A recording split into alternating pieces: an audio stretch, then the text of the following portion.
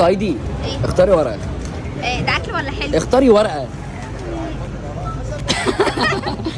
يلا بينا. مبدئيا كده هولمز عامل منيو جديد اسمه اكس 3. انا هاكل كل ده ايه ليه كل ده؟ عشان جعانه. جعانه؟ 5 سندوتشات اجمل من بعض. بس تعالى اعرفك كام حاجه كده عن هولمز انت كنتش تعرف. مبدئيا كده هو اللي اخترع التشيز مصر، وعايز اقول لك لحد دلوقتي ما حدش في مصر عرف يعمله زيه، وده من وجهه نظري اللي مخليه ناجح. عشان كده فتح 10 فروع، 8 في اسكندريه و2 في القاهره. بسم الله ما شاء الله. اخدنا بقى السندوتشات الحلوه بتاعتنا، وما تنساش البيبسي الدايت. بالمناسبه كده هولمز فتح من 2015 ولحد 2023 وداخلين على 24، وكل ده وهو مهتم قوي بالجوده. يعني باختصار كده يا عزيزي انا اجيب لك فاست فود مظبوط، والعيش بتاعه معدي الحدود، اللي مش هتلاقي حد في مصر كلها بيستخدم العيش ده لان هو بتصنع عليه مخصوص. اما بالنسبه للمنيو الجديد اللي هو 5 سندوتشات الجديد، منزله باحجام كبيره قوي، وغير كده عامل لك خصومات جامده قوي عليه. وبالنسبه للحجم انا مش محتاج اتكلم، هو اكستريم فعلا، يعني جوده وسعر وطعم مش هتلاقيهم في اي حته ثانيه. وده اللي مخلي هولمز اشهر براند بيعمل برجر في اسكندريه وبره اسكندريه. فانا جاي اقول لجمهوريه خالد فين انت تتدلع يعني تتدلع. بالمناسبه كده عايز اقول لكم ان الجبنه الشيدر بتاعته يا جماعه مش طبيعيه، مش طبيعيه.